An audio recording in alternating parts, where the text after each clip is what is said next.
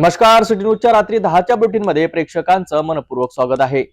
आज दिनांक 4 डिसेंबर 2025 वार गुरुवार। बातमीपत्राची सुरुवात करूया विचारमालेने। स्पर्धा स्वतःच्या अपयशाची करावी, दुसऱ्याच्या यशाची नाही। आजचा सुविचार आपण बघितला। आता बघूया बातमीपत्रातील ठळक बातम्या। या हेडलाईन्सचे प्रायोजक आहेत बीटीपी यात्रा ग्रुप अमरावती।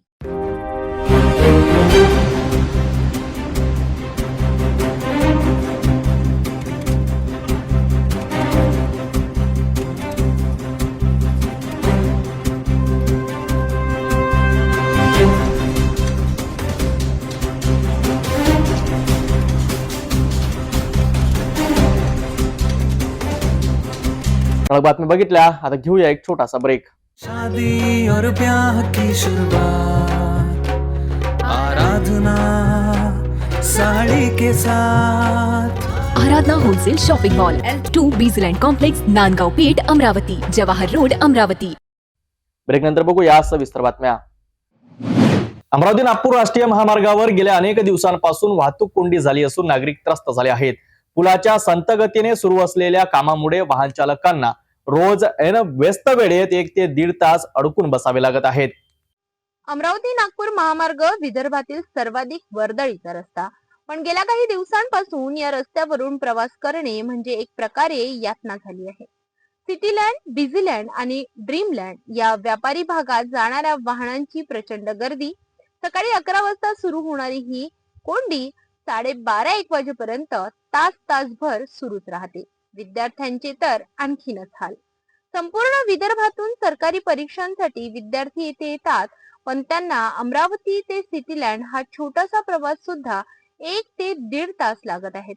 राष्ट्रीय महामार्ग क्रमांक 6 वर पुलाचे काम कासवाच्या गतीने सुरू आहे। वारंवार सूचना देऊनही ठेकेदार कामाला गती देत नसल्याची नागरिकांची तक्रार आहे। त्यात भर म्हणजे या परिसरात सूचना फलकांची कमतरता असल्याने छोटे मोठे अपघातही वाढले आहेत। आणीबाणीच्या क्षणी पोलिसांसाठी सुद्धा परिस्थिती हाताळणे आवश्यक होत असते। दरम्यान स्थानिक नागरिकांनी प्रशासनाला कामाला वेग देण्याची तसेच वाहतूक व्यवस्था सुधारण्याची मागणी केली आहे।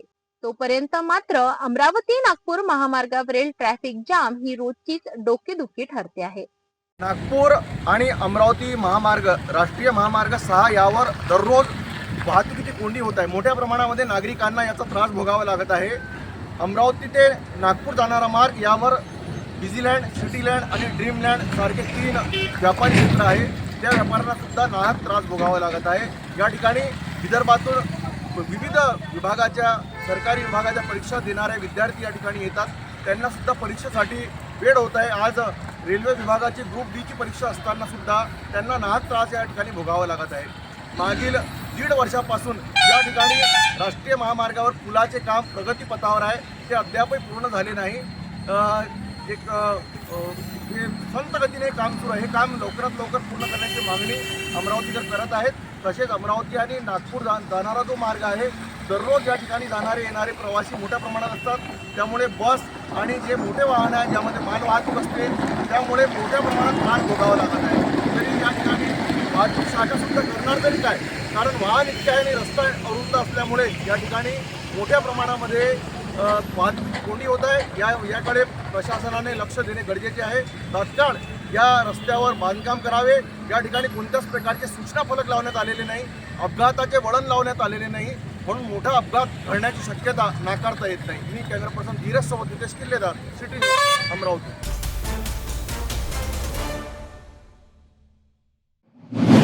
वर्ध्याच्या आर्वी तालुक्यातील गटविकास अधिकारी सुनीता मरसकोल्हे यांच्या अटकेच्या निषेधार्थ अमरावती जिल्ह्यातील बीडीओ अधिकाऱ्यांनी मोठं सामूहिक रजा आंदोलन सुरू केलं आहे।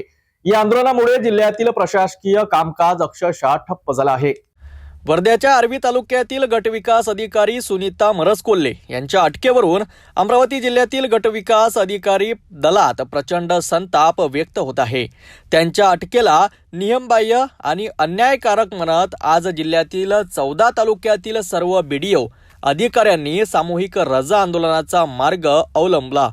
या सामूहिक रजेमुळे ग्रामविकास विभागातील अनेक महत्त्वाची कामे, गाव पातळीवरील मंजुरी, विकास कार्यावरील सही, आर्थिक व्यवहार, विविध सरकारी योजनांचे निर्णय सर्व काही धीम्या गतीने तर काही ठिकाणी पूर्णपणे थांबले आहेत. दिनांक 2 डिसेंबर रोजी रात्रीच्या वेळी आर्वी पंचायत समितीचे गटविकास अधिकारी सौ सुनीता मरसकोल्हे यांना नरेगामधील अपहाराच्या आरोपावरून चौकशीसाठी ताब्यात घेण्यात आला आणि तत्काळ अटक करण्यात आली, जी अत्यंत चुकीची पद्धत आहे. ही पद्धत वापरून जर अधिकाऱ्यांवर दबाव निर्माण करणे किंवा अधिकाऱ्यांचं खच्चीकरण करणे, मानसिक खच्चीकरण आणि प्रशासकीय बदनामी सुद्धा याच्यात होत असते. तर आमचं संघटनेचं म्हणणं एवढंच आहे की कुठलीही अपहार असेल किंवा अनियमितता असेल या बाबतीत चौकशी झाली पाहिजे. विभागीय चौकशी प्रोसेस आहे, त्या चौकशीनंतर जे निष्पन्न होईल त्याच्यातून जर निष्पन्न झालं तर ह्या प्रक्रिया किंवा प्रोसेस करायला कोणी स्वतंत्र आहे. मात्र अशी कुठलीही प्रोसेस पोलीस खात्यामार्फत किंवा प्रशासनामार्फत त्या ठिकाणी वर्ध्यामध्ये केली गेलेली नाही आणि डायरेक्टली अटक करण्यात आली, ही अत्यंत चुकीची गोष्ट आहे. अमरावतीतील गटविकास अधिकाऱ्यांनी एक टीम आज विभागीय आयुक्त श्वेता सिंगल आणि जिल्हा परिषदेच्या मुख्य कार्यकारी अधिकारी संचिता मोहपात्रा यांची भेट घेण्यासाठी पोहोचली. या भेटीत सुनीता मरसकोल्हे यांनी अटक नियमबाह्य प्रकारे झाली असल्याचा ठाम दावा करण्यात आला. अधिकाऱ्यांनी असा आरोप केला की योग्य पडताळणी न करता केलेली ही अटक केवळ प्रशासनावर दडपण आणण्याचा प्रयत्न असून याचा परिणाम संपूर्ण जिल्हा प्रशासनावर होत आहे. अमरावतीतील बीडीओ संघटनेने ही अटक तात्काळ मागे घेण्याची आणि सुनीता मरसकोल्हे यांना न्याय देण्याची मागणी सरकारकडे केली आहे. तर या घटनेचा जोरदार निषेधही व्यक्त करण्यात आला आहे. सध्या आंदोलन कधीपर्यंत सुरू राहणार, सरकार यावर कोणती भूमिका घेणार याकडे जिल्ह्याचे तसेच राज्याचे लक्ष लागून आहे. या घटनेच्या निषेधार्थ आम्ही इथे जमलोच आहेत, परंतु आमची मुख्य मागणी शासनाकडे या विषयाने असणार आहे की नरेगाची एक SOP काम करण्याची एक पद्धत जर त्यांनी ठरवून दिली तर अशा प्रकारच्या घटना होणार नाही, जेणेकरून एक राजपत्रित अधिकारी यांना अशा कुठल्याही घटनेला समोर जाण्यापूर्वी त्याची एक प्रशासकीय चौकशी होईल आणि शासनाने दिलेल्या SOPचं पालन होते की नाही होत तर त्या गोष्टी सुद्धा पाहणी करून कारवाई होईल. त्यासाठी आमच्या या संघटनेच्या वतीनं शासनाला मागणी आहे की त्यांनी या मनरेगाच्या संदर्भात तसेच आवास योजनेच्या संदर्भात एक SOP आम्हाला द्यावी, जेणेकरून आम्ही नेमकं काम कसं करावं त्याबद्दल आमच्या सर्वांच्या मनामध्ये असणारी शंका दूर होईल आणि एक सुरळीत कामही होईल.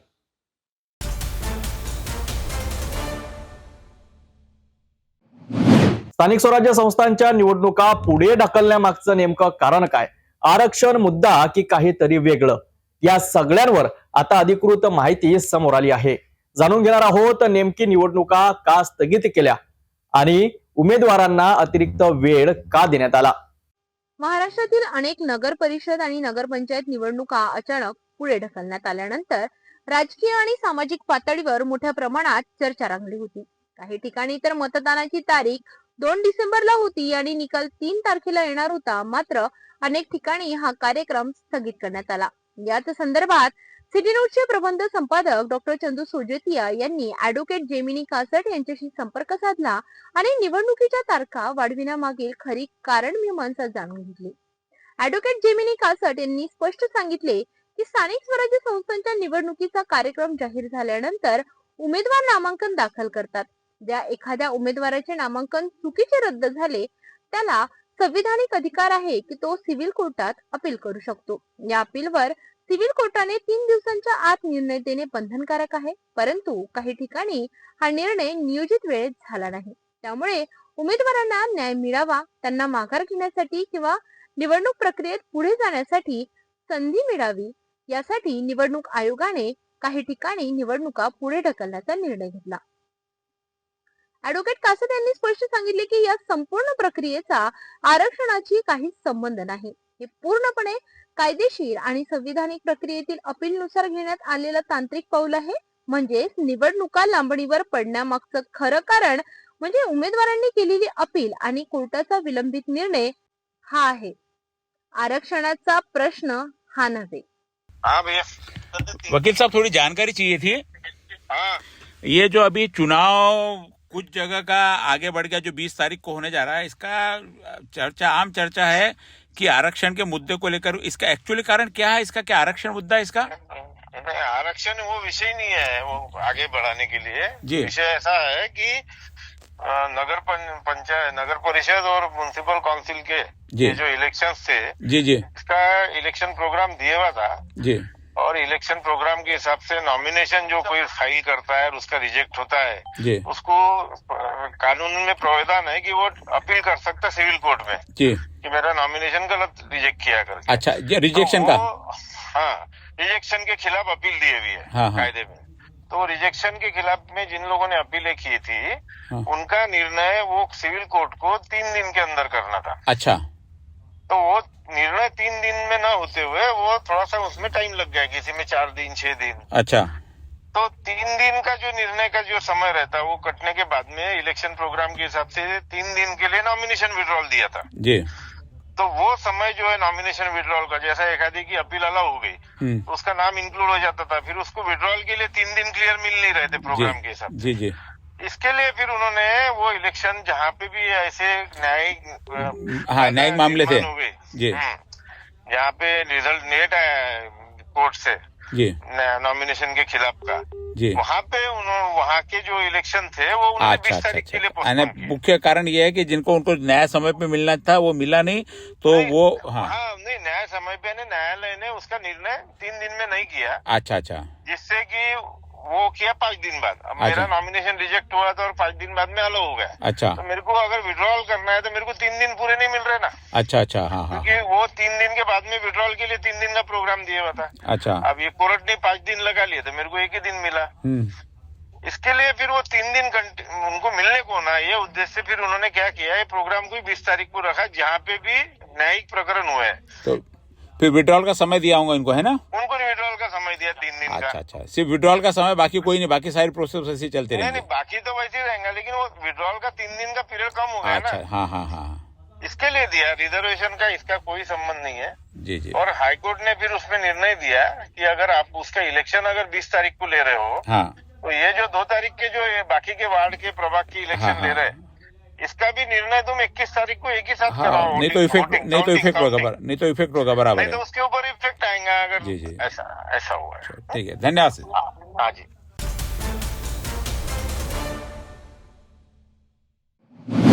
अमरावतीत HIV जागरूकतेचा अनोखा संदेश देणारी भव्य रॅली काढण्यात आली।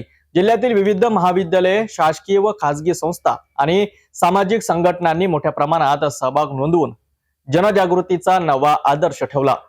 अमरावती जिल्ह्यात जागतिक एड्स दिन आणि HIV माहाच्या निमित्ताने 4 डिसेंबर रोजी इतिहासात नोंदवावी अशी भव्य जनजागृती रॅली आयोजित करण्यात आली।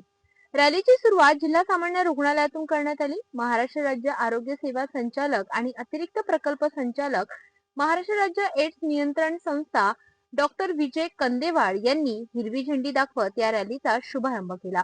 यावेळी आपल्या मार्गदर्शनपर भाषणात त्यांनी सांगितले की अमरावती जिल्ह्यात HIV संक्रमणाचा टक्का सतत कमी होत आहे। युवकांच्या सहभागामुळे ही मोहीम अधिक प्रभावी होईल। त्यांनी सर्वसमावेशक जनजागृती ही HIV निर्मूलनाची गुरुकिल्ली असल्याचे स्पष्ट केले। या रॅलीत अकोला परिमंडळाचे उपसंचालक डॉक्टर सुशील वाघचौरे, GMC अमरावतीचे अधिवक्ता डॉक्टर नंदकिशोर राऊत, जिल्हा शल्यचिकित्सक डॉक्टर दिलीप सौंदळे, जिल्हा विधी सेवा प्राधिकरणाचे सचिव DS वनवे, IMA स्त्रीरोग तज्ञ संघटना, विविध शासकीय अधिकारी मोठ्या संख्येने उपस्थित होते। जिल्ह्यातील 60 पेक्षा अधिक शासकीय व खासगी रुग्णालय, 70 खासगी हॉस्पिटल, 5 उपजिल्हा रुग्णालय, 9 ग्रामीण रुग्णालय आणि अनेक संस्थांनी या उपक्रमात सहभाग नोंदविला। विशेष म्हणजे शहरातील जवळपास 2500 विद्यार्थी देशभक्तीपर आणि जनजागृतीच्या घोषणा देत या रॅलीत उतरले। रॅलीचा मार्ग होता कॉटन मार्केट ते जयस्तंभ चौक, राजकमल, श्याम चौक आणि इरविन चौक, पुन्हा जिल्हा सामान्य रुग्णालयात समारोप। जिल्ह्यातील रेड रिबन क्लब असलेल्या 40 महाविद्यालयांनी या रॅलीत सहभाग नोंदविला होता। त्यात इंजिनिअरिंग, नर्सिंग, फार्मसी, ITI, समाजकार्य, कृषी, कला, वाणिज्य, सायन्स आणि विविध शाखांच्या महाविद्यालयांचा समावेश होता। याचबरोबर उच्च जोखीम गटांसाठी काम करणाऱ्या संस्थांचे माहिती रथ ही रॅलीमध्ये सहभागी झाले। स्थलांतरित कामगार, देह विक्री करणाऱ्या महिला, ट्रक चालक, MSM समुदाय तसेच HIV संक्रमित व्यक्तींना सेवा देणाऱ्या संस्थांनी जनजागृतीचा संदेश दिला। दिवसभर चाललेल्या या उपक्रमात विद्यार्थी, आरोग्य कर्मचारी, डॉक्टर, सामाजिक संस्था यांनी मोठ्या उत्साहाने सहभाग घेत अमरावतीकरांच्या एकजुटीचा आणि जागरूकतेचा मोठा संदेश दिला।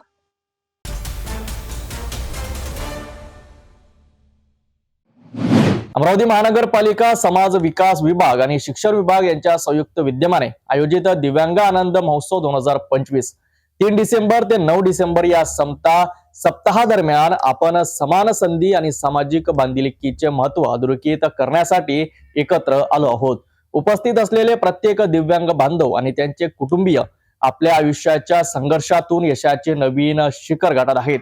हा महोत्सव म्हणजे केवळ एक कार्यक्रम नाही, तर हा आहे प्रेरणा, सन्मान आणि समान संधीचा वचनाचा सोहळा. चला पाहूया या विशेष आनंद महोत्सवाचे काही अविस्मरणीय क्षण. अमरावती महानगरपालिका उच्च प्राथमिक मराठी शाळा क्रमांक 13 चपराशीपुरा येथे हा सोहळा एका भव्य स्वरूपात आयोजित करण्यात आला.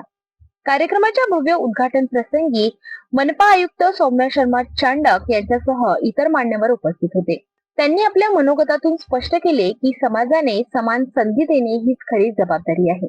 या महोत्सवातून समतेचा संदेश सर्वत्र पोहोचत आहे. मुले आपली मनपा शाळेत आहे ही फार मोठी संख्या आहे आणि आपली मनपा शाळेचे दिव्यांग विद्यार्थी आहे ते आपल्या फील्ड मध्ये चांगलं प्रदर्शन करत आहे. काही MBBS ला गेले आहे, सध्या कॉलेजमध्ये जाणारे मुले आहेत. बेसिकली विषय हेच आहे की जे दिव्यांग मुलाचे पालक आहेत त्यांच्यासाठी खूप इम्पॉर्टंट एक विषय आहे. तुमच्या मुलाची जी दिव्यांगता आहे त्याला कुठल्याही प्रकारचं ते धरू नये की एक प्रकारचे थळला नाही आहे. हे सर्वात इम्पॉर्टंट आहे. जर पालकने आपल्या मुलांना धैर्य दिला तर मुलं काही कुठे प्रकारच्या कामयाबी हासिल करू शकता. यामध्ये ही सर्वात इम्पॉर्टंट गोष्ट आहे.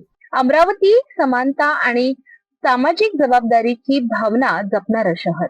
अमरावती महानगरपालिकेच्या समाज विकास आणि शिक्षण विभागाने 3 ते 9 डिसेंबर 2025 या समता सप्ताहात आयोजित केलाय दिव्यांग आनंद महोत्सव. महानगरपालिका आयुक्त सौम्य शर्मा चांडक यांच्या हस्ते महोत्सवाचे दिमागदार उद्घाटन झाले. त्यांचा स्पष्ट संदेश दिव्यांग बांधवांना समान संधी देणे हीच समाजाची खरी जबाबदारी आहे. या महोत्सवात विविध क्षेत्रात उल्लेखनीय कामगिरी केलेल्या 18 दिव्यांग विद्यार्थ्यांचा मान्यवरांच्या हस्ते गौरव करण्यात आला. त्यांच्या संघर्षाची गाथा सर्वांसाठी प्रेरणा ठरली. समतेचा संदेश घेऊन निघालेल्या जनजागृती रॅलीत विद्यार्थी, शिक्षक आणि नागरिकांनी उत्स्फूर्त सहभाग नोंदविला. परिसर दुमदुमला. समान संधी हा प्रत्येकाचा हक्क या घोषणांनी नृत्य, गीत, कला आणि क्रीडा स्पर्धांमध्ये 20हून अधिक दिव्यांग विद्यार्थ्यांनी आपले कलागुण सादर केले. त्यांच्या चेहऱ्यावरील आत्मविश्वास आणि आनंद या महोत्सवाचे खरे यश आहे. अमरावती महानगरपालिकेचा हा सामाजिक उपक्रम समाजाला सकारात्मक बदलाची दिशा देणारा एक स्तुत्य आणि कौतुकास्पद प्रयत्न आहे. समाजाचं किंवा इतरांचं लक्ष आजपर्यंत वेधलं गेलेलं नव्हतं, परंतु साधारणतः युनोने 1992 पासून जेव्हापासून हा जागतिक दिव्यांग दिन सुरू केला आणि तेव्हापासून समाजामध्ये याची जनजागृती कशा पद्धतीने करायची किंवा समाजातील या उपेक्षित घटकासाठी नेमकं काय केलं पाहिजे यासाठी संयुक्त राष्ट्राने जेव्हा ठरवलं तेव्हा हा आपण हळूहळू आता या दिनाच्या महत्वाने किंवा वेगवेगळे दिन जेव्हा देशामध्ये नव्हे तर संपूर्ण जगामध्ये जेव्हा साजरे होतात तेव्हा त्याचा कुठला तरी हेतू असतो किंवा त्याच्या मागे कुठली तरी भूमिका असतं. एखादा दिवस ठीक आहे, आज माझा जन्मदिवस आहे तर त्याच्या मागे कुठला तरी हेतू असेल किंवा मी जन्माला आलो त्या दिवसाचं काहीतरी महत्व असेल किंवा जो दिवस एखादा आठवण राहावा म्हणून जाहीर केलेला असेल त्या दिवसाचं निश्चितपणे कुठं ना कुठं महत्व असतं.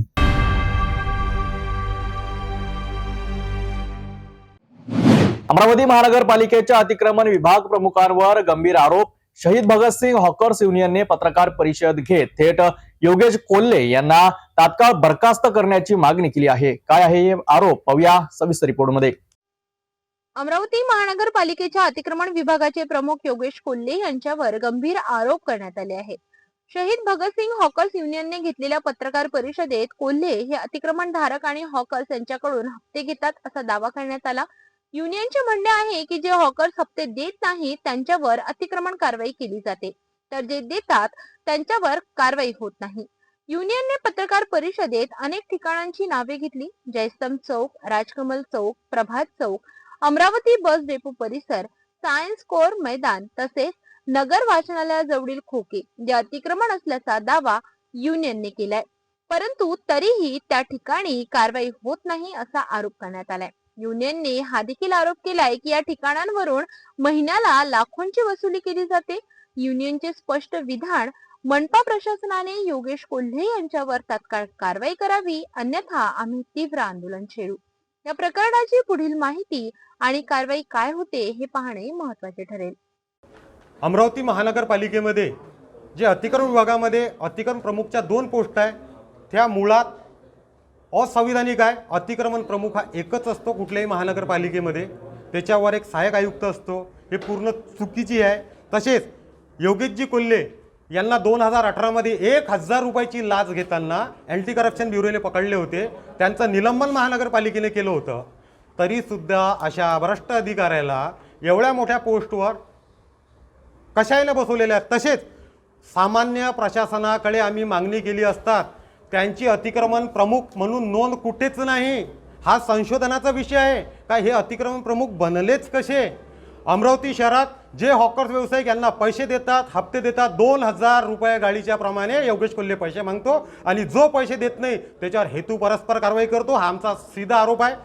नगर वाचनालय असो तिथे जे पूर्ण लाईन आहे त्या लाईनीपासून याला कमीत कमी लाखो रुपये महिन्याचे जातात म्हणून तिथे कारवाई होत नाही. तसेच सिटीमध्ये जे पूर्ण सिटी कोतवालीच्या समोर तोडण्याचे जे आदेश दिले, अतिक्रमण काढण्याचे आदेश दिले दुकानाला, अजूनपर्यंत कारवाई झाली नाही. का बरं? किती पैसे गेले योगेशजी कोल्हे यांना? अशा करप्ट अधिकाऱ्याला तात्काळ अमरावती महानगरपालिकेने आयुक्त मॅडमने पदावून याला बिलकुल बरखास्त केले पाहिजे आणि एक चपराशी व्यक्ती हा अतिक्रमण प्रमुख बनूच कसा शकतो? कमी पडले आहे का महानगरपालिकेपाशी? खूप अधिकारी आहेत चांगले चांगले आणि त्या पदाचे योग्य जे त्या पदाला शोभू शकतात, न्याय देऊ शकतात असे लोकसुद्धा महानगरपालिकेमध्ये आहेत. मग यालाच का बरं निवडले? ज्याच्यावर 1000 रुपये घेताना ज्याची 1000 रुपयासाठी ज्याची नियत फिरू शकते, एवढ्या मोठ्या खुर्चीवर बसल्यानंतर तो पूर्ण अमरावती महानगरपालिका विकू शकतो. हे महानगरपालिकेच्या लक्षात येत नाही आहेत का? आज या चपराशाला तिथे बसवणं म्हणजे जो खरा त्या पदाचा दावेदार आहे, त्या खुर्चीचा दावेदार हा त्याच्यावर झालेला अन्याय आणि तो आम्ही कधीही होऊ देणार नाही. आणि आमच्या गरीब हॉकर्सवर जो पैसे देत नाही त्याच्यावर आम्ही कारवाई होऊ देणार नाही. योगेश कोल्हे यांना तातडीने हटवावे, अन्यथा आम्ही तीव्र आंदोलन करू. धन्यवाद.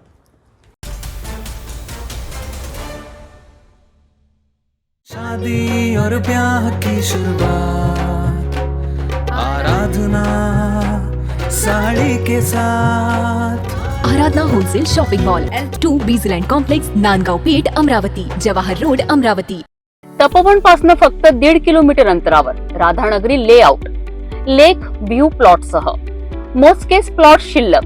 त्वरित संपर्क करा 9930706667 किंवा 7620433325 या क्रमांकावर. सुरुवातीला एक नजर टाकूया शहरातील गुन्हेगारी क्षेत्रातील घडामोडींवर.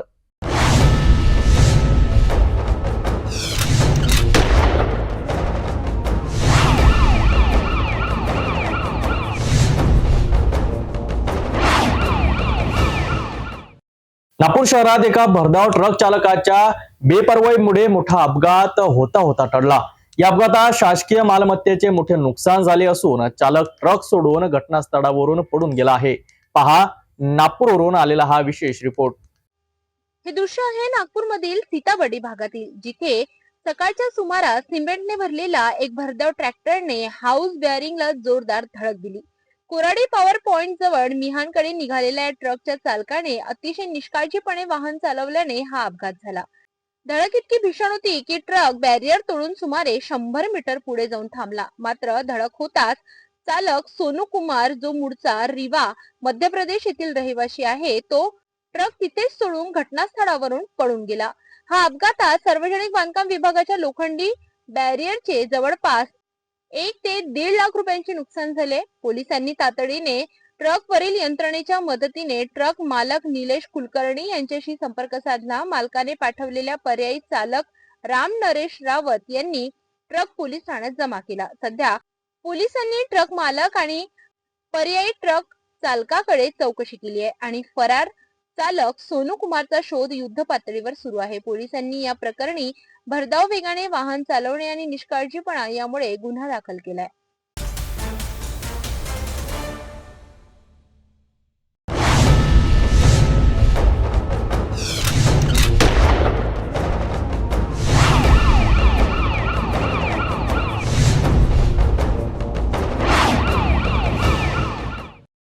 भंडारा जिल्ह्यातील शांत शहर म्हणून ओळखला जाणारा लाखांदूरमध्ये भीषण हिंसाचाराची धक्कादायक घटना समोर आली आहे. एका आयुर्वेदिक दवाखान्यात 5 जणांनी घुसून 2 युवकांवर झालेल्या हल्ल्याने परिसरात भीतीचा सावट पसरला आहे. लाखांदूर साकोली रोडवरील एका आयुर्वेदिक दवाखान्यात मंगळवारी दुपारी 5 जणांनी अचानक प्रवेश करून 2 युवकांवर तुफान मारहाण केली. या बेछूट मारहाणीचा व्हिडिओ सोशल मीडियावर व्हायरल झाला. बेसबॉल, स्किट, दगड आणि लाकडी टेबलाच्या पाया वापरून केलेल्या या हल्ल्यामुळे दवाखान्यात अक्षरशः गोंधळ उडाला. या हल्ल्यात जखमी झालेल्या युवकांमध्ये अमृतपाल सिंग आणि धीरज शर्मा यांचा समावेश आहे. प्राथमिक माहितीनुसार हा प्रकार 2 गटांमधील जुना वाद वाढवून बडावल्याचे कळते. हल्ल्यानंतर आरोपी दवाखान्यातून पळण्याचा प्रयत्न करीत होते, परंतु परिसरातील नागरिकांच्या तत्परतेने 2 आरोपींना घटनास्थळीच पकडण्यात आले. उर्वरित तिघांनी नंतर पोलिसांसमोर आत्मसमर्पण केल्याची माहिती मिळते. लाखांदूर पोलिसांनी सर्व 5 आरोपींवर गंभीर गुन्हे दाखल करून तपास युद्धपातळीवर सुरू केला आहे. या घटनेमुळे शांत शहरात तणाव वातावरण असून नागरिकांमध्ये भीतीचे तरंग उमटले आहेत. पता नहीं सर 5-6 लड़के आए और हाथापाई स्टार्ट कर दी. बोले भी यहाँ पे नहीं बैठना तुम लोगों को, अगर बैठना है तो हमें पैसा दो, हफ्ता दो. अच्छा. हमने बोला भी हम क्यों देंगे हफ्ता, किस बारे देंगे. मारपीट स्टार्ट कर दी उन्होंने. कोई ईंटें मारा, कोई भिंडे लेके आगे, वो बेंच तोड़ के मारा. हम 2 लड़के थे, वो 6-7 थे. बाद में 2 लड़के, मैंने पुलिस को 112 में फोन किया था. अच्छा. जब पब्लिक इकट्ठी हो गई तो मैंने पब्लिक को बोला मां सर आपके एरिया में आ रहे हैं हम और ये मारे, कम से कम छुटवा दो इनको, पकड़ तो लो. पुलिस को बुला लो, पुलिस अपने आप करेगी जो करेगी. इनका गुंडे 2 गाड़ियों में भर के 2 गाड़ी तो भाग गई सर, मेरे सामने गई. HR नंबर है उनका दोनों गाड़ियों का. और 2 लड़के बता रहे, 2 लड़के पकड़े हैं पब्लिक ने. अच्छा. वो बता रहे 2 लड़के पकड़े हैं हमने. तुम हर दिन यानी नहीं महीने में 2 दिन आते हैं जी, 2 और 16 तारीख को. अच्छा. हाँ जी. कहाँ के हो आप? हरियाणा से है जी, अम्बाला से. अम्बाला से. नाम क्या आपका? धीरज शर्मा है सर मेरा नाम. उनका? अमृतपाल सिंह.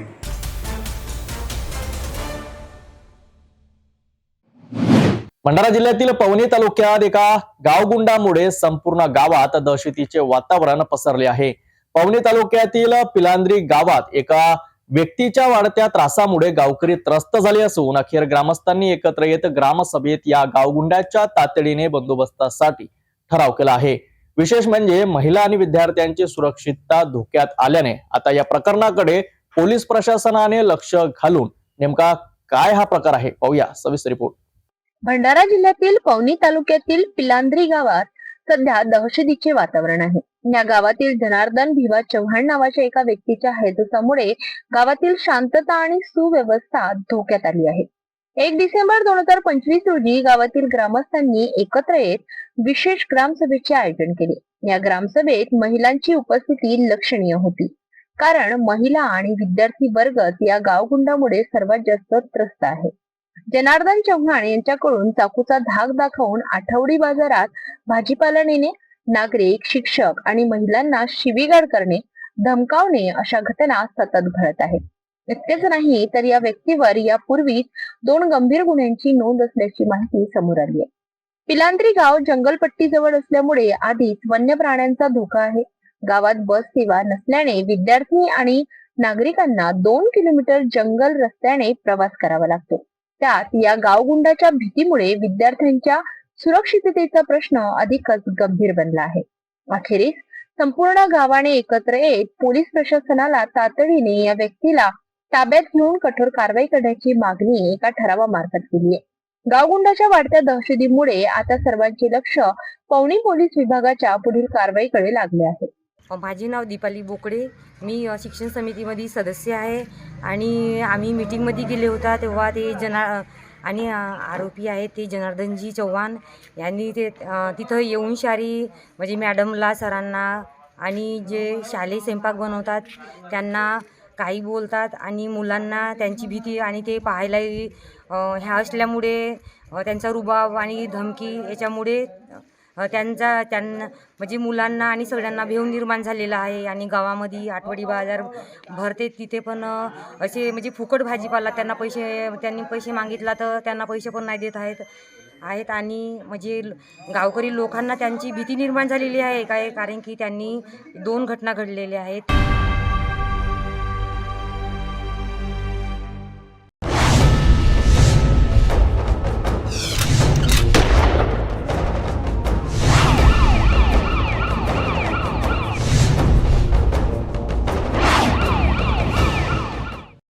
नंदनवन नागपूर येथून समोर आली आहे एक धक्कादायक घटना. गेल्या 6 महिन्यांपासून नागपुरात राहणाऱ्या 22 वर्षीय युवक बालाजी कल्याणे याचा मृतदेह नंदनवन पोलीस स्टेशनच्या मागच्या भागात संशयास्पद परिस्थितीत आढळला आहे. प्राथमिक माहितीनुसार मृतक बालाजी कल्याणे हा मूळचा नांदेडचा रहिवासी होता. पोलीस भरतीची तयारी करण्यासाठी तो नागपुरात आला होता आणि सध्या नंदनवन परिसरात भाड्याच्या घरात राहत होता. त्याच्यासोबत रूम पार्टनर पवन एकनाथ कोहडे राहत होता. हे घर डॉक्टर आनंद सार्वे यांच्या मालकीचे असल्याची माहिती मिळते. तसेच या घटनेशी संबंधितपणे एक मुलगी राणी देशमुख डॉक्टर BMS शिकणारी नंदनवन येथील पांडव कॉलेजमध्ये इंटर्नशिप करीत असल्याचा तपासात उल्लेख आहे. तिचे नाव या प्रकरणात नेमके कशा प्रकारे जोडले आहे याबाबत पोलीस अद्यापही अधिकृत माहिती देत नाहीत. घटना घडलेली ठिकाणी म्हणजेच नंदनवन पोलीस स्टेशनच्या मागील परिसरात, जिथे नागरिकांनी संशयास्पद हालचाली पाहताच पोलिसांना माहिती दिली. घटनास्थळी गुन्हे शाखा, फॉरेन्सिक पथक आणि नंदनवन पोलीस दाखल झाले असून मृत्यूचे नेमके कारण तसेच बालाजी कल्याणेच्या शेवटच्या काही तासाचे व्यवहार याचा पोलीस तपास सुरू आहे. या घटनेमुळे नंदनवन परिसरात खळबळ उडाली आहे. विद्यार्थ्यांमध्ये आणि भाड्याच्या घरात राहणाऱ्यांमध्ये भीतीचं वातावरण तयार झालं आहे. नंदनवन पोलीस स्टेशन हद्दीमध्ये आज दिनांक 4 डिसेंबर 2025 रोजी सकाळी 3 ते 3:30च्या दरम्यान नंदनवन कॉलनी या ठिकाणी एका घरामध्ये एक मुलगा आणि एक मुलगी जखमी अवस्थेत असल्याबाबत आम्हाला कॉल प्राप्त झालेला होता. आम्ही त्या ठिकाणी जाईपर्यंत सदर जखमी मुलाला आणि मुलीला शेजाऱ्यांनी हॉस्पिटलाइज केलेले होते.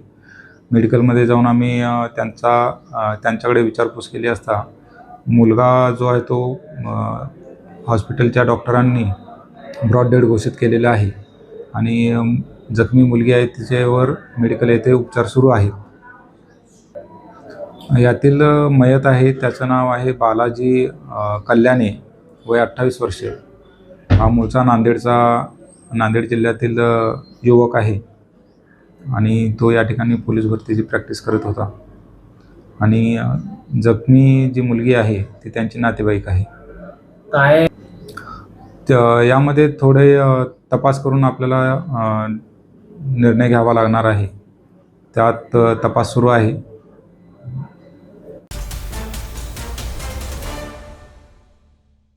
शादी और ब्याह की शुरुआत, आराधना साड़ी के साथ. Aradhana wholesale shopping mall L2 Bijland complex, Nandgaon Peth, Amravati, Jawahar road, Amravati.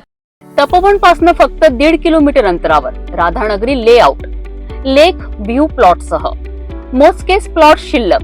त्वरित संपर्क करा 9930706667 किंवा 7620433325 या क्रमांकावर. नगर परिषद निवडणुकीदरम्यान 2 डिसेंबरच्या रात्री परतवाडा अचलपूर परिसरात अवकाळी अंधाराने मतदानाला अडथळा आणला. पण नागरिकांच्या मतदानाच्या जिद्दीमुळे हा अंधारही टिकला नाही.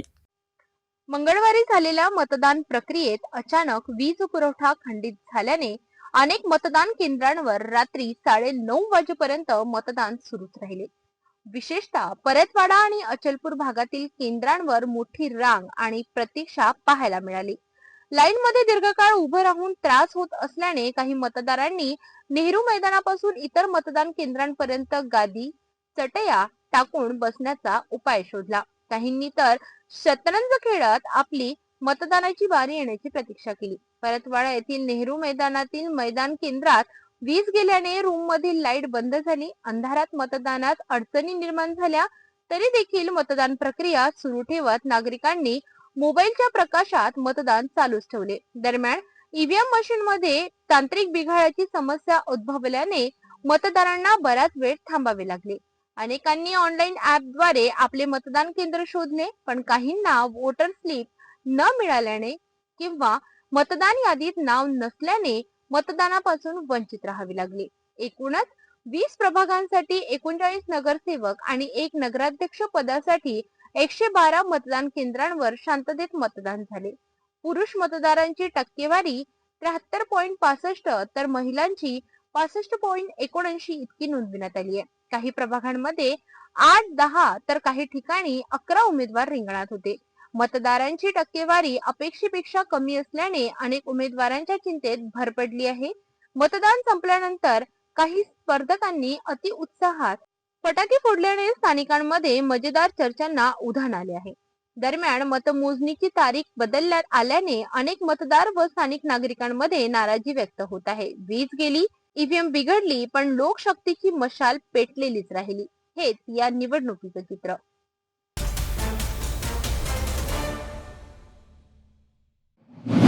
जिल्हा परिषद अमरावतीच्या मुख्य कार्यकारी अधिकारी संचिता महापात्रा यांच्या कल्पनेतून साकार झालेला गोळी इंग्लिशची हा अभिनव उपक्रम सध्या संपूर्ण जिल्ह्यात चर्चेत आहे. तालुक्यांमध्ये विशेषतः धारणीमध्ये या उपक्रमाला मोठा प्रतिसाद मिळत आहे. चला तर पाहूया नक्की काय आहे हा उपक्रम आणि कसा बदल घडतोय छोट्या मुलांच्या शिक्षणात. अमरावती जिल्हा परिषदेच्या मुख्य कार्यकारी अधिकारी संचिता महापात्रा यांच्या मार्गदर्शनातून गोळी इंग्लिशची हा उपक्रम सुरू करण्यात आलाय. या उपक्रमाचा उद्देश गावागावातील अंगणवाड्यांमध्ये शिकणाऱ्या 3 ते 6 वर्षांच्या लहान मुलांना इंग्रजीची गोळी लावणे. या उपक्रमात विशेष म्हणजे 12वी पास किंवा पदवीधर असलेल्या अंगणवाडी सेविकांना प्रशिक्षण देण्यात आले. प्रशिक्षणानंतर त्या मुलांना अगदी खेळण्याच्या माध्यमातून उपक्रमाद्वारे ऍक्टिव्हिटी बेस्ड टीचिंग द्वारे इंग्रजी शिकवत आहेत. मुलांना ABCD, पोएम, फळांची व प्राण्यांची इंग्रजी नावे, वस्तूंची नावे, भाज्या, फुले, आकार, ओळख अशा मूलभूत गोष्टी आनंदी पद्धतीने शिकवल्या जात आहेत. धारणी तालुक्यात या उपक्रमाची अंमलबजावणी अधिक उत्साहात सुरू आहे. सेविका स्वतः नवीन पद्धती शिकत आहेत आणि तीच पद्धत मुलांपर्यंत पोहोचवित आहेत. यामुळे ग्रामीण भागातील मुलांसाठी पूर्ण प्राथमिक इंग्रजी शिक्षण अधिक सोपे, आनंददायी आणि आधुनिक पद्धतीने झाले आहे. पालकही याच उपक्रमाबद्दल समाधानी असून मुलांमध्ये दिसणाऱ्या बदलांबद्दल आनंद व्यक्त करीत आहेत.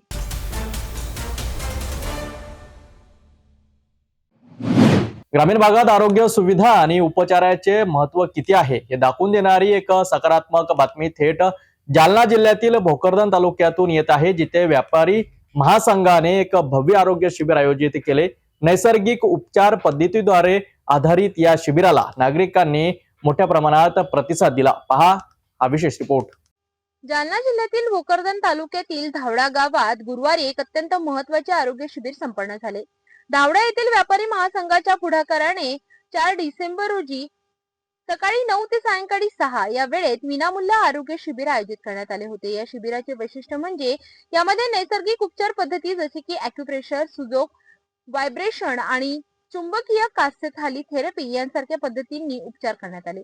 नवीन ग्रामपंचायत धावडा येथे आयोजित या शिबिराला ग्रामस्थांनी मोठ्या उत्साहात आणि मोठ्या संख्येने उपस्थिती दर्शविली. या भव्य शिबिराचे आयोजन व्यापारी संघ धावडा यांनी केले. अध्यक्ष निजामुद्दीन सय्यद आणि उपसरपंच तथा जिल्हा सदस्य इक्बाल खान पठाण यांच्या नेतृत्वाखाली शिबिराचे उत्कृष्ट नियोजन करण्यात आले. या शिबिरासाठी जालना येथून डॉक्टरांची अनुभवी टीम धावड्यात दाखल झाली.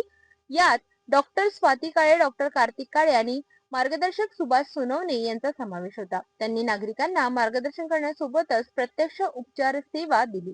शिबिरात नागरिकांनी वेदना नियंत्रण, स्नायूंचा ताण कमी करणे, रक्तप्रवाह सुधारणा यांसारख्या महत्त्वाच्या विषयांवर मार्गदर्शन व उपचार मिळविले. व्यापारी महासंघाच्या या उपक्रमाचे सर्वत्र कौतुक होते आणि ग्रामीण भागात अशा आरोग्य जागृतीच्या उपक्रमांची गरज व्यक्त केली जात आहे. मी इक्बाल अकरम खा पठाण, उपसरपंच आहे धावड्याचा आणि व्यापारी संघावर माझी जिल्हास्तरीय मेंबर म्हणून निवड केलेली आहे. तरी आज आम्ही जिल्हास्तर आमचे बम साहेब यांनी आमच्या धावड्याकरता निवड केलेली आहे. आमच्या इथे आज हे कॅम्प लावलेला आहे की प्रेशर सुजोग. हा कॅम्प निःशुल्क करत आहे. नॉमिनल आम्ही फीस घ्यायला लावलेली आहे, निःशुल्कच आहे ते. त्याच्यावर चांगला फुल रिस्पॉन्स भेटत आहे इथे धावड्यात आणि मी स्वतः हे केलेलं आहे. याच्यानं फार आराम पडतो असं मी पाहिला. त्याच्यामुळे मला पुढे अजून एक महिनाभर त्यांची ट्रीटमेंट घ्यायची विचार आलेला आहे मला आणि मी ती घेईन म्हणून सगळ्यांनी यात रिस्पॉन्स द्यावा. मैं डॉक्टर सुभाष सोमने ॲक्युप्रेशर थेरपिस्ट. आज धावडा येथे ॲक्युप्रेशर थेरपी शिबिर चालू आहे व्यापारी महासंघातर्फे आणि येथे सर्व आजारावर ॲक्युप्रेशरनीच इलाज केला जातो. वायने थाली, कासे थाली मसाज, व्हायब्रेट मशीन, म्हणजे म्हणले तर आयुर्वेदिक कासे थाली मसाज, व्हायब्रेट मशीन आणि हाताने सर्व पेशंटला आजार आणि प्रत्येक आजारावर याची ट्रीटमेंट दिली जाते. औषध, दवा, गोळी काही नाही. माझं नाव व्यापारी महासंघाचे अध्यक्ष धावडा सय्यद निजामुद्दीन सय्यद अमी. आज इथे ॲक्युपंक्चर थेरपीचं शिबिर ठेवलेलं आहे धावड्याला. हां, व्यापारी महासंघाच्या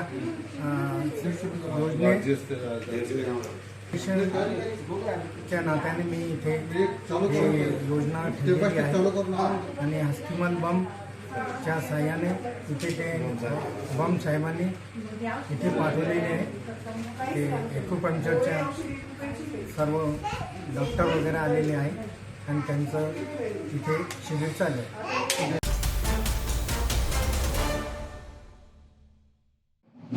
वाशिम नगर परिषद आणि रिसोड नगर परिषदेच्या लांबलेल्या निवडणुकांचा कार्यक्रम अखेर जाहीर झाला आहे.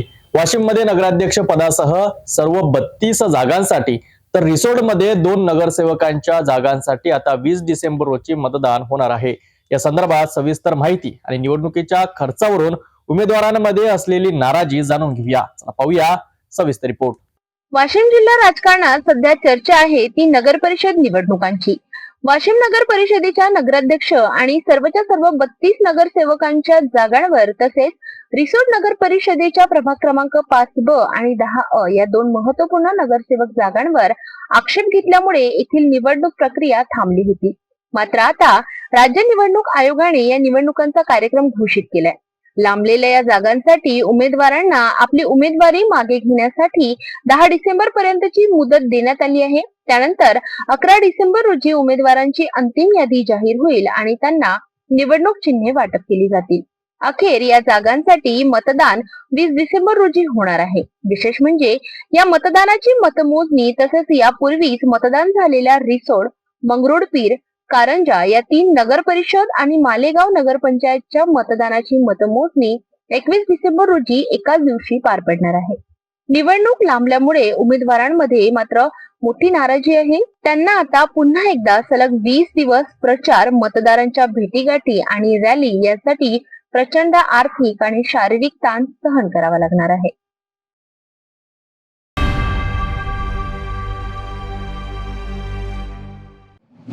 क्रीडा क्षेत्रातील एक अत्यंत थरारक आणि महत्वाच्या घडामोडीने सध्या लातूर जिल्ह्याचे लक्ष वेधून घेतले आहे. लातूरच्या क्रीडाप्रेमींसाठी ही एक मोठी पर्वणीच आहे, कारण येत्या काही दिवसात त्यांना आंतरराष्ट्रीय दर्जाच्या तायक्वांदो पटूचे चित्तथरारक क्रीडा प्रदर्शन पाहायला मिळणार आहे. होय, आपण बोलत आहोत 35व्या राज्यस्तरीय वरिष्ठ गट महिला व पुरुष अजिंक्य पदक तायक्वांदो स्पर्धा 2025 बद्दल. दिनांक 5 ते 7 डिसेंबर दरम्यान लातूरच्या क्रीडा संकुलात महाराष्ट्रातील सर्वोत्कृष्ट तायक्वांदो पटू आणि स्पर्धेत सहभागी होणार आहेत. विशेष म्हणजे यात अनेक आंतरराष्ट्रीय पदक विजेते खेळाडू आपला कस लावताना दिसतील. या ऑलिम्पिक स्तरावरील खेळाचा रोमांच, त्यांची शिस्त आणि खेळाडूंची अविस्मरणीय कौशल्ये लातूरकरांना दिनांक 6 आणि 7 डिसेंबर रोजी अनुभवायला मिळणार आहे. माजी मंत्री आणि आमदार अमित विलासराव देशमुख यांच्या प्रमुख उपस्थितीत ही स्पर्धा पार पडणार आहे. लातूरच्या क्रीडा इतिहासातील एक गौरवास्पद क्षण आता जवळ आला आहे. 5 ते 7 डिसेंबर 2025 ठिकाण जिल्हा क्रीडा संकुल औसा रोड लातूर येथे आयोजित करण्यात आली आहे 35वी राज्यस्तरीय वरिष्ठ गट महिला व पुरुष अजिंक्यपद तायक्वांडो स्पर्धा. संपूर्ण महाराष्ट्रातून आलेले प्रतिभावान आणि आंतरराष्ट्रीय स्तरावर पदक जिंकलेले तायक्वांडो खेळाडू ऑलिम्पिक स्तरावरील या स्पर्धेत आपल्या चित्तथरारक फाईटने प्रदर्शन करतील. लातूरकरांना 6 ते 7 डिसेंबर रोजी तायक्वांडोच्या या रोमांचक लढतीचा थेट अनुभव घेता येणार आहे. ऑलिम्पिक स्तरावरील या खेळाला प्रोत्साहन देण्यासाठी शासन मान्यताप्राप्त taekwondo association of Maharashtra Mumbai यांच्या मान्यतेने ही स्पर्धा आयोजित होत आहे. आमदार अमित विलासराव देशमुख यांची या स्पर्धेला प्रमुख उपस्थिती असणार आहे. मागील वर्षी 34वी स्पर्धा यशस्वी केल्यामुळे पुन्हा एकदा लातूर जिल्ह्याला या महत्त्वपूर्ण स्पर्धेचे आयोजन करण्याची संधी मिळाली आहे.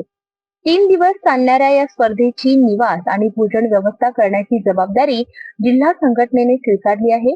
शिस्त, साहस आणि कौशल्य यांचा हा त्रिवेणी संगम 5 ते 7 डिसेंबर लातूर येथे बघायला मिळणार आहे. त्यामुळे ही संधी मिस करू नका.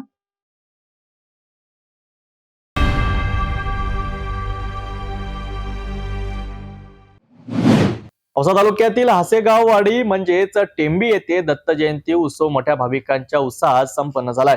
पहाटेपासून सुरू झालेल्या धार्मिक विधींनी परिसर भक्तिमय झाला होता. विशेष म्हणजे सुमारे 400 ते 500 फूट उंचीवर वसलेल्या या मंदिरात हजारो भाविकांनी दर्शनासाठी उपस्थिती लावली. लातूर जिल्ह्यातील औसा तालुक्यातील हासेगाववाडी, ज्याला टेंबी नावानेही ओळखले जाते, तिथे गुरुवारी दत्त जयंती उत्सव भक्तिमय वातावरण पार पडला. पहाटेपासून अभिषेक, पूजा, मंत्र, पुष्पांजली आणि लघुरुद्र अशा धार्मिक विधींनी संपूर्ण गावात आध्यात्मिकतेचा सुगंध दरवडला.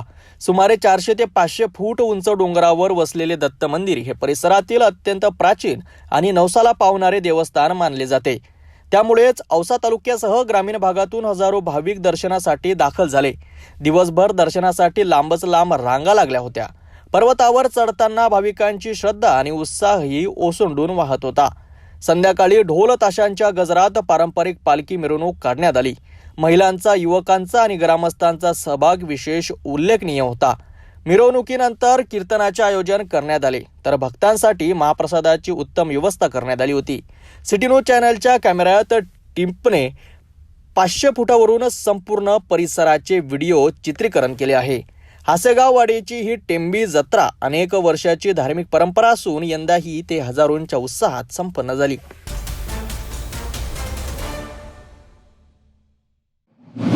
लातूर जिल्ह्यातील रेणापूर शहरात निवडणूक प्रक्रिया अचानक पुढे ढकलल्याने येथील राजकारण तापले आहे. प्रशासनाच्या निर्णयामुळे राजकीय पक्षांमध्ये संतापाची लाट असून आज सकाळपासून रेणापूर शहर कळकळीत बंद ठेवण्यात आले आहे. या संपूर्ण प्रकरणावर एक नजर टाकूया. लातूर जिल्ह्याच्या रेणापूर नगरपंचायत निवडणुकीला ऐनवेळी स्थगिती देण्यात आल्याने राजकीय वातावरण ढवळून निघाले. 20 डिसेंबर रोजी होणारी मतदानाची प्रक्रिया पुढे ढकलल्यामुळे राष्ट्रीय शरद पवार गट आणि काँग्रेससह अनेक राजकीय पक्षांनी तीव्र संताप व्यक्त केलाय. याच निर्णयाच्या निषेधार्थ रेणापूर शहर बंद ठेवण्याची हाक बुधवारी देण्यात आली होती. सकाळपासूनच रेणापूर शहरातील मुख्य बाजारपेठ आणि सर्व व्यवहार पूर्णपणे ठप्प झाले. उमेदवारांनी आणि कार्यकर्त्यांनी एकत्र येऊन प्रशासनाच्या या निर्णयावर प्रश्नचिन्ह उभे केले. राज्य निवडणूक आयोग नेमका कोणाच्या सल्ल्यानुसार काम करत आहे, असा थेट सवाल यावेळी उपस्थित करण्यात आला. निवडणूक प्रक्रिया पुढे ढकलल्यामुळे निवडणुकीसाठी लागलेल्या खर्चाचे आणि वेळेचे मोठे नुकसान झाल्याचे म्हणणे राजकीय पक्षांच्या नेत्यांनी मांडले. प्रशासनाच्या या मनमानी कारभाराविरोधात रेणापूरमध्ये संतापाची लाट असून पुढची रणनीती काय असेल याकडे सर्वांचे लक्ष लागले आहे.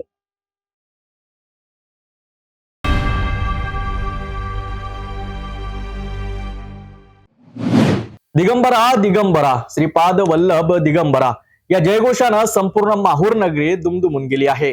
दत्त जयंतीनिमित्त लाखो भाविकांनी माहूर गडावर हजेरी लावून भक्तिमय वातावरण निर्माण केलं आहे.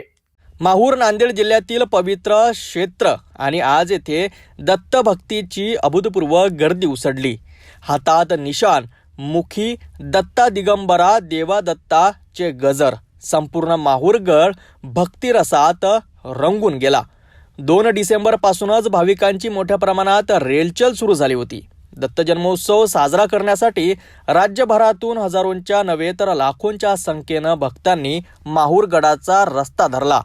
3 डिसेंबर रोजी दत्त जयंतीनिमित्त दत्त शिखर संस्थान येथे भगवान श्री दत्तप्रभूंचा जन्मोत्सव सोहळा मोठ्या भक्तिभावात पार पडला. महंत परमपूज्य श्री श्री श्री मधुसूदन भारती महाराज यांच्या शुभ हस्ते अभिषेक, समाधीपूजन आणि जन्मोत्सोहळा विधिवत पार पाडण्यात आला. अभिषेकानंतर सभामंडपात पोथी वाचन, दत्त जन्म ध्यान वाचन आणि भजन कीर्तन यांचा दिवसभर सुरेख संगम पाहायला मिळाला. मुख्य पुजारी वासुदेव भारती महाराजांसह चिरंजीव भारती, हरिहर भारती, नितेश, भारती, साधू संत आणि उत्सव मंडळी मोठ्या उत्साहात सहभागी झाले. भाविकांच्या सोयीसाठी ग्रामसेवक संघटना, पंचायत समिती कर्मचारी, विविध सामाजिक संस्था आणि नागरिकांनी मोफत महाप्रसादाचे स्टॉल उभारले. स्वामी समर्थ अन्नछत्रानेही हजारोंनी महाप्रसादाचा लाभ घेतला.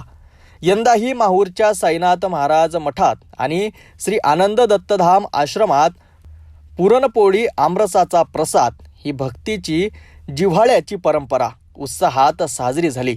दिगंबरा दिगंबरा या अखंड गजरात माहूर पुन्हा एकदा दत्तमय झाला आहे.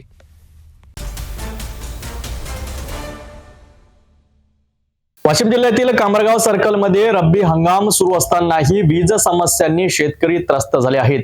ट्रान्सफॉर्मर जळाल्यामुळे अनेक दिवस वीज पुरवठा खंडित. मात्र शिवसेना उद्धव बाळासाहेब ठाकरे गटनेत्यांच्या पाठपुराव्यानंतर अखेर 12 नवीन ट्रान्सफॉर्मर बसविण्यात आले आहेत. वाशिम जिल्ह्यातील कामरगाव सर्कल परिसरामध्ये रब्बी हंगामाची लगबग सुरू आहे. परंतु पिकांना पाणी देण्याच्या अत्यंत महत्त्वाच्या काळात वीज पुरवठ्याच्या सततच्या अडचणींनी शेतकऱ्यांचे हाल झाले. गेल्या महिन्याभरात कामरगाव सर्कलमध्ये अनेक ट्रान्सफॉर्मर जळल्याची प्रकरणे नोंदवली गेली. वीज पुरवठा खंडित झाल्यामुळे सिंचनाचे प्रमाण घटले आणि वाढीव बिलामुळे नागरिकही त्रस्त झाले. या गंभीर परिस्थितीत सर्कलमधील शेतकरी शिवसेना उद्धव बाळासाहेब ठाकरे पक्षाचे सर्कल प्रमुख शरद जगन्नाथ तुमसरे यांच्या संपर्कात आले. शरद भाऊंनी तात्काळ खासदार संजय भाऊ देशमुख यांच्या आदेशानुसार जिल्हा प्रमुख आणि तालुका प्रमुख यांच्या मार्गदर्शनाखाली महावितरणाच्या वरिष्ठ अधिकाऱ्यांशी सातत्याने चर्चा केली. प्रत्येक तक्रारीचा पाठपुरावा करत अखेर कामरगाव सर्कलसाठी एकूण 12 नवीन ट्रान्सफॉर्मर बसविण्यात आले आहेत. टाकळी बुद्रुक शिवारात 3 ट्रान्सफॉर्मर, टाकळी खुर्द 2, बेंबळा 1, भुलोडी शिवार 1, शेमलाई शिवार 3, कुपटी धरण शिवार 1, मोखड शिवार 1 अशा प्रकारे एकूण 12 ट्रान्सफॉर्मर बसवून वीज पुरवठा सुरळीत करण्याचा प्रयत्न सुरू आहे. चुकीचे बिलिंग आणि वीज पुरवठा खंडित झाला किंवा डीपी जळाली तर त्याला भरपूर वेळ करणे, त्यामुळे शेतकरी आणि सर्वसाधारण मजूर वर्ग हा अतिशय संकटामध्ये सापडलेला आहे.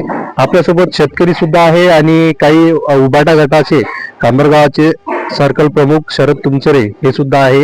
यांच्याकडे शेतकऱ्यांची बरीचशी कंप्लेंट आली होती, त्यामुळे आज ते सुद्धा इथं व्हिजिट देण्याकरता आले होते. सर तू आपलं नाव सुरू. मी शरद तुमसरे, कामरगाव सर्कल प्रमुख, शिवसेना उबाटा गट. गेल्या 15 दिवसापासून कास्तकाराच्या ट्रान्सफॉर्म संबंधात माझ्याकडे समस्या आल्या होत्या. त्या मी टाकडी शिवार, कुपटी, शमलाई या शिवारातले ट्रान्सफॉर्म जळलेले होते. त्याचा मी योग्य तऱ्हेने पाठपुरावा करून आज त्यांचे ट्रान्सफॉर्म बसवण्यात आले आणि आज त्यांची विद्युत प्रवाह हा सुरळीत चालू आहे. आपल्याकडे काही गावातील वाढीव बिलासोबत नागरिक आहे. सर तिकडे तुमचं बिल किती आलंय? आपण या महिन्याला माझे 6,000 रुपये बिल आलेलं आहे. पहिले 500 ते 600 रुपये बिल आहे. बिल हो, बिल आपल्याला. आपण कुठून आले सर? तुमच्या टाकळीवरून. काय आपली समस्या? माझी समस्या अशी आहे की माझ्या विहिरीला पाणी नाही आहे. मला साईटवरून पाणी आणावं लागतंय आणि डीपी पाहिजे. मग हे काय म्हणत आहे तुम्हाला? आता ते म्हणत होते अजून त्याने निर्णय सांगितला नाही. नक्कीच. मला सुद्धा, मी कामरगावचा एक रहिवासी आहे, मला सुद्धा मागच्या महिन्यामध्ये 17,500 बिल आलं होतं आणि या महिन्यामध्ये 21,000 रुपये बिल आलेलं आहे. त्यामुळे कामरगावामध्ये असे असंख्य नागरिक व परिसरामध्ये बाकीच्या बऱ्याचशा लोकांना वाढीव बिलाची समस्या ही जाणवत आहे आणि नेहमीचाच हा प्रॉब्लेम बनलेला आहे MSEBचा. त्यावर नक्कीच शासनाने कठोर कारवाई करून व शासनाला सर्व नागरिकांना न्याय देण्यात यावा. कामरगाव सिटी न्यूज, सागर घोडे.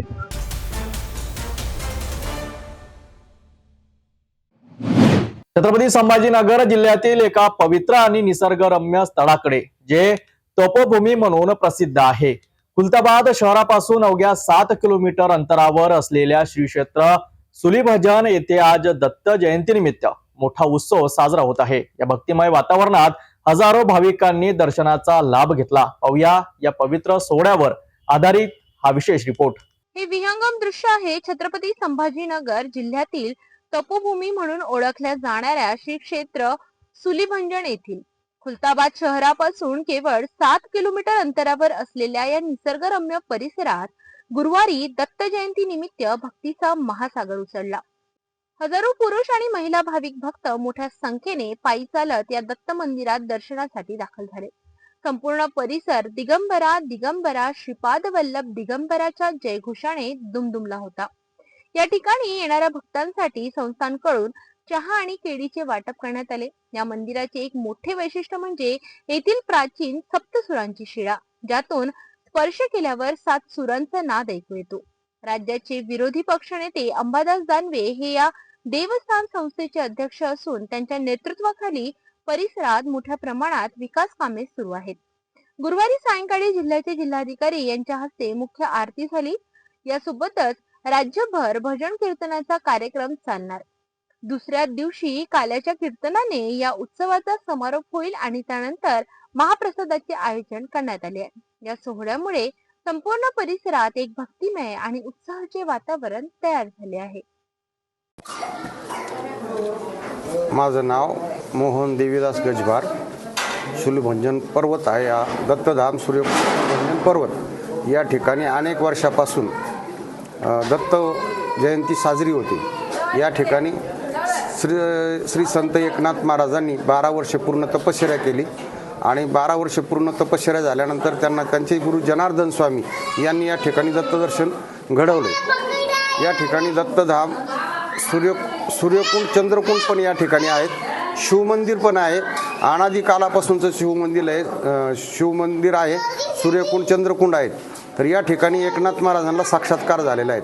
आज दत्त जयंती उत्सवानिमित्त सकाळी पूजा अभिषेक असतो, दुपारी पूजा अभिषेक नैवेद्य असतो, त्यानंतर 4 वाजता पालखी येते, कीर्तनाचा कार्यक्रम होतो, जन्मोत्सव हा 6 वाजता साजरा होतो आणि उद्या सकाळी परत काल्याचं कीर्तन होऊन भंडारा सुरू होतो. अशा पद्धती या ठिकाणी दत्त जयंती अनेक वर्षापासून साजरी होत आहे.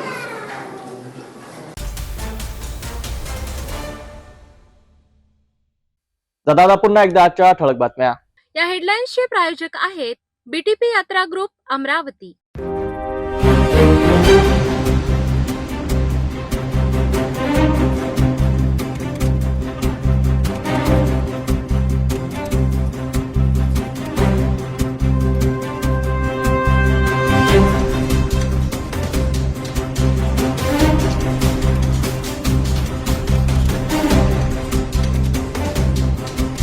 आपण आता सिटी न्यूज चॅनल आपल्या टीव्हीवर सुद्धा बघू शकता. यामध्ये next channel number 117, Jio channel number 872, जेटीबेल channel number 73, Fastway channel number 256 वर बघू शकाल. आता अमरावती जिल्ह्यानंतर विदर्भ आणि महाराष्ट्राचे दर्शक घर बसल्या आपल्या केबल टीव्हीवर सिटी न्यूज बातमी पाहू शकाल. यात Chhatrapati Sambhajinagar next set box number 14, Yavatmal set box number 12, Washim set box number 26, Nanded set box number 17, Mahur set box number 07, Akola RRC set box number 899 वर लवकरच आम्ही आपल्यापर्यंत पोहोचणार आहोत. जर आपल्या टीव्हीवर सिटी न्यूज चॅनल दिसत नसेल तर आपण आपल्या केबल ऑपरेटरशी संपर्क करावा. सिटी न्यूज केबलच्या व्यतिरिक्त युट्यूब, फेसबुक, इंस्टाग्राम आणि ट्विटरवर सुद्धा बघू शकता. याकरिता सोशल मीडिया अकाउंट सबस्क्राईब करा, फॉलो करा, लाईक करा. युट्यूब अकाउंट सबस्क्राईब करण्याकरिता सबस्क्राईब बटनला क्लिक करा आणि बेल आयकॉन दाबायला विसरू नका, कारण सर्वात आधी समाचार आपल्यापर्यंत पोहोचणार आहेत. तसेच सिटी न्यूजचे फेसबुक पेज लाईक करा, इंस्टाग्राम आणि ट्विटर हँडल फॉलो करा. आपण व्हॉट्सअप प्रश्नातून सुद्धा न्यूज प्राप्त करू शकता. व्हॉट्सअप नंबर खाली स्क्रीनवर येत आहे. ही बातमी वेळेवरच थांबूया. पुन्हा भेटून घडामोडी सोबत. नमस्कार. हर खबर पर पैनी नजर, हर मुद्दे पर सटीक वार, यही है सिटी न्यूज की पहचान. जहाँ सच्चाई की आवाज दबाई जाती है, वहाँ सिटी न्यूज उठाता है सवाल. हर स्क्रीन पर, हर प्लेटफॉर्म पर हमारी मौजूदगी बोलती है. सिटी न्यूज हमेशा सच के साथ.